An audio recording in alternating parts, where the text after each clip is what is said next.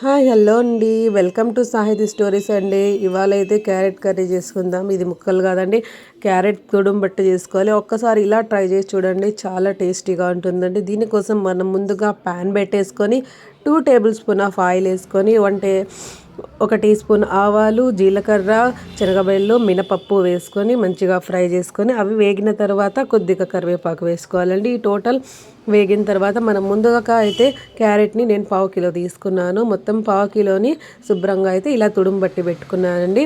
మనము ఈ తాలింపు అంతా కూడా దీనికి పట్టే విధంగా 2-3 మినిట్స్ అయితే బాగా కలిదిప్పుకోవాలి. ఈ 2-3 మినిట్స్ కలిదిప్పుకున్న తర్వాత ఒక 5 మినిట్స్ వరకు మూత పెట్టి మగ్గించుకోవాలి. అప్పుడు క్యారెట్ అనేది మనకు బాగా మెత్తగా అయితే మగ్గుతుందండి. మొత్తం మెత్తగా మగ్గిన తర్వాత ఒక 2 పెద్ద ఉల్లిపాయలను కట్ చేసుకొని, ఒక మీడియం సైజు ఉల్లిపాయను కట్ చేసి పెట్టుకొని క్యారెట్ని అంతా కూడా ఒక మధ్యలోకి జరుపుకొని మధ్యలో అయితే ఈ ఉల్లిపాయలన్నీ వేసుకొని కొద్దిగా ఆయిల్, కొద్దిగా పసుపు, కొద్దిగా ఉప్పు వేసుకొని ఒక 2-3 మినిట్స్ అయితే ఈ ఉల్లిపాయను కూడా మంచిగా మగ్గనియాలండి.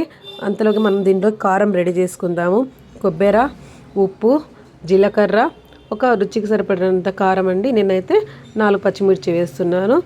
అంతలోగానే మనం ఇందాకనే ఉల్లిపాయలు వేసి పెట్టుకున్నాం కదండి, ఇదంతా కూడా మగ్గిందేమో చూసుకొని ఉల్లిపాయలు, క్యారెట్ అంతా కలదిప్పుకోవాలి.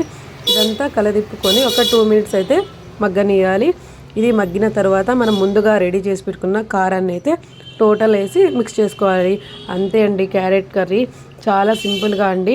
క్యారెట్ ఇష్టపడని వాళ్ళు కానీ క్యారెట్ ఒక్కసారి ఈ స్టైల్లో చేసి పెట్టండి, ఖచ్చితంగా వారెవా అంటారు. Like and subscribe the channel.